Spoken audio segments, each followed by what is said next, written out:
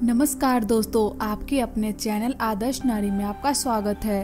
तो दोस्तों, कैसे हैं आप सब, ये बताने के लिए जल्दी से कमेंट में जय माता दी लिख दीजिए। माता रानी आप सभी की सारी मनोकामना पूर्ण करेंगे। तो दोस्तों, आज आप इस वीडियो में जानेंगे वास्तु शास्त्र से जुड़ी कुछ टिप्स के बारे में। तो प्लीज आप इस वीडियो को पूरा देखिएगा, क्योंकि हमने जो बात इस वीडियो में बताई है वो सब वास्तु पर आधारित है, जो आपके अच्छे सेहत, घर में सुख समृद्धि और उज्जवल भविष्य के लिए फायदेमंद हो सकता है। तो चलिए दोस्तों, एक एक करके जानते हैं वास्तु टिप्स के बारे में।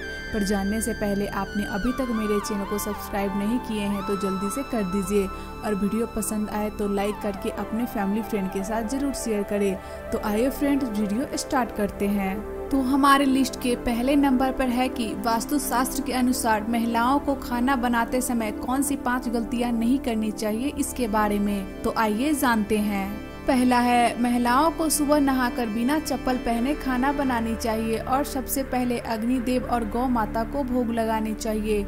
इससे घर में सदैव बरकत रहती है।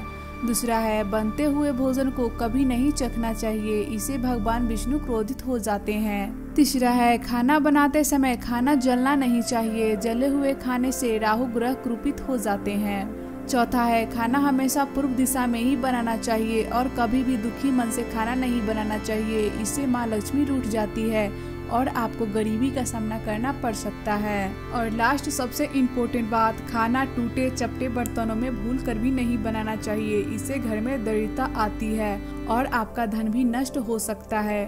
तो महिलाएं खाना बनाते समय इस बात पर विशेष ध्यान दें। तो हमारे लिस्ट के दूसरे नंबर पर है कि वास्तु शास्त्र के अनुसार किसी से भी कौन सी ये 5 चीजें नहीं लेनी चाहिए। तो आइए जानते हैं। पहला है, कभी भी किसी से नमक उधार नहीं लेना चाहिए, इससे घर की सुख समृद्धि खत्म हो जाती है। दूसरा है, कभी भी किसी की चूड़ी, अंगूठी, रुमाल उधार नहीं लेना चाहिए, इससे घर में क्लेश बढ़ता है। तीसरा है, कभी भी किसी का कैंची, कंघी, कपड़ा इस्तेमाल नहीं करना चाहिए, इससे घर में गरीबी आती है। चौथा है, कभी भी किसी का घड़ी नहीं लेना चाहिए। वास्तुशास्त्र के अनुसार अगर आप किसी व्यक्ति की घड़ी लेते हैं तो उस व्यक्ति का बुरा समय भी आपको लग सकता है। और लास्ट सबसे इम्पोर्टेंट बात, वास्तुशास्त्र के अनुसार कभी भी किसी व्यक्ति का पेन उधार नहीं लेना चाहिए, इससे आपकी तरक्की और नौकरी मिलने में बाधा आ सकती है। तो हमारे लिस्ट के तीसरे नंबर पर है कि वास्तु शास्त्र के अनुसार विवाहित महिलाओं को सिंदूर लगाते समय कौन सी 5 गलती नहीं करनी चाहिए, जिनसे घर में सुख समृद्धि और ऐश्वर्य बनी रहे। तो आइए जानते हैं। पहला है, अपने पति की सफलता और उनके सम्मान के लिए सुहागन महिलाओं को हमेशा लंबी मांग भरनी चाहिए, न कि माथे पर एक छोटी लाइन का सिंदूर लगाना चाहिए। दूसरा है, सुहागन महिलाओं को हमेशा ध्यान रखना चाहिए कि जब भी वे मांग में सिंदूर लगाएं तो वो सिंदूर नाक के सीध में लगा होना चाहिए। तीसरा है, हिंदू शास्त्रों के मुताबिक विवाहित महिलाओं को केवल अपना खरीदा हुआ सिंदूर ही लगाना चाहिए, किसी और का खरीदा हुआ या किसी दूसरे का सिंदूर भरना अशुभ माना जाता है। चौथा है, विवाहित महिलाओं को बाल धोने के तुरंत बाद सिंदूर नहीं लगाना चाहिए, ये शास्त्रों के अनुसार अशुभ माना जाता है। इससे नकारात्मक विचार उत्पन्न होते हैं और पति को धन हानि झेलनी पड़ सकती है। और लास्ट सबसे इम्पोर्टेंट बात, सुहागन महिलाओं को अपने मांग के सिंदूर को बालों से नहीं छुपाना चाहिए, इससे उनके पति समाज में भी छुप जाते हैं और उन्हें कई परेशानियों का सामना करना भी पड़ सकता है। हमारे लिस्ट के चौथे नंबर पर है कि किन वास्तु दोष और ग्रह के वजह से पति पत्नी के बीच झगड़े के कारण बनते हैं। तो आइए जानते हैं। पहला है, अगर पति या पत्नी दोनों में से किसी भी एक की भी कुंडली में शनि का बुरा प्रभाव है तो ऐसे में पति पत्नी के बीच हमेशा ही कलह उत्पन्न होता है। दूसरा है, केतु ग्रह का बुरा प्रभाव भी पति पत्नी के बीच कलह उत्पन्न करवा सकता है। अगर आपकी कुंडली में केतु का बुरा प्रभाव है तो पति पत्नी के बीच में अवश्य ही कलह उत्पन्न होता है। तीसरा है, वास्तुशास्त्र के अनुसार ऐसा माना जाता है कि आपको बेड पर 2 भागों में बटी हुई बेडशीट नहीं बिछानी चाहिए, ऐसा करने से पति पत्नी के बीच हमेशा ही कलह बना रहता है। चौथा है, वास्तु के अनुसार अपने बेड के सामने कभी भी आईना नहीं रखना चाहिए, इससे भी विवाहित जीवन पर बुरा असर पड़ता है। और लास्ट सबसे इम्पोर्टेंट बात, कभी भी बेड के नीचे झाड़ू, जूते, चप्पल नहीं रखना चाहिए, इससे पति पत्नी के बीच मनमुटाव उत्पन्न होता है और दोनों के बीच झगड़े होते रहते हैं। हमारे लिस्ट के 5वें नंबर पर है कि अगर आपके घर में कबूतर आ जाए तो वास्तुशास्त्र के अनुसार शुभ होता है या अशुभ, तो आइए जानते हैं। पहला है, घर में कबूतर का आना या घोंसला बनाने का अर्थ है कि आपके जीवन में सुख समृद्धि आने वाली है।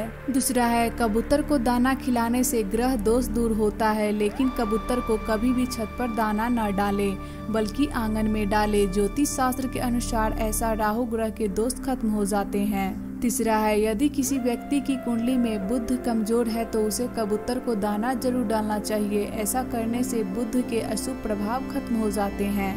चौथा है, वास्तु के अनुसार कबूतर अगर आपके सिर के ऊपर से उड़कर जाता है तो इससे जल्द ही आपके जीवन की सभी समस्या खत्म हो सकती है। और लास्ट सबसे इम्पोर्टेंट बात, वास्तु के अनुसार कबूतर को दाना खिलाने से घर के लोगों की शादी और प्रेम विवाह की समस्या समाप्त हो सकती है। हमारे लिस्ट के 6ठे नंबर पर है कि वास्तुशास्त्र के अनुसार घर में कछुआ का आना या रखना शुभ होता है या अशुभ, तो आइए जानते हैं। पहला है, हिंदू धर्म में कछुआ को बहुत ही शुभ माना जाता है। अगर आप कछुए को घर में रखते हैं तो आपके ऊपर हमेशा माँ लक्ष्मी की कृपा रहेगी और कभी भी गरीबी का सामना करना नहीं पड़ेगा। दूसरा है, कछुए को ऑफिस में रखना भी शुभ माना जाता है। इससे ऑफिस में सकारात्मक ऊर्जा का प्रभाव बना रहता है। तीसरा है, घर में कछुआ रखने से परिवार के लोगों की उम्र लंबी होती है, साथ ही ये सभी बीमारियों से दूर रखते हैं। चौथा है, घर में मादा कछुआ जिसके पीठ पर बच्चा कछुआ भी हो उसे रखने से संतान न होने की समस्या से छुटकारा दिलाता है, क्योंकि ये कछुआ प्रजनन का प्रतीक होता है। और लास्ट सबसे इम्पोर्टेंट बात, अगर आप किसी जरूरी काम से बाहर जाते हैं तो कछुए के दर्शन करके निकलने से वो काम पूरा हो जाता है और इसे पास रखने से नौकरी और परीक्षा में सफलता मिलती है। तो दोस्तों, आप भी अपने जीवन को एक अच्छा और बेहतरीन बनाना चाहते हैं तो इन बातों पर अवश्य ध्यान दें। ये छोटी छोटी गलतियां हमारे जीवन की खुशियों को खराब कर देती है, जिनसे हमारा आज भी खराब होता है और भविष्य भी खराब हो जाता है। तो दोस्तों, मैं आशा करती हूँ कि इस वीडियो में बताई गई हर एक बात आप समझ गए होंगे। तो दोस्तों, ये वीडियो अगर आपको अच्छी लगी हो तो लाइक करके अपने फैमिली फ्रेंड के साथ जरूर शेयर कर दीजिए और मेरे चैनल को सब्सक्राइब करना ना भूलें। और वीडियो को लास्ट तक देखने के लिए आपका धन्यवाद।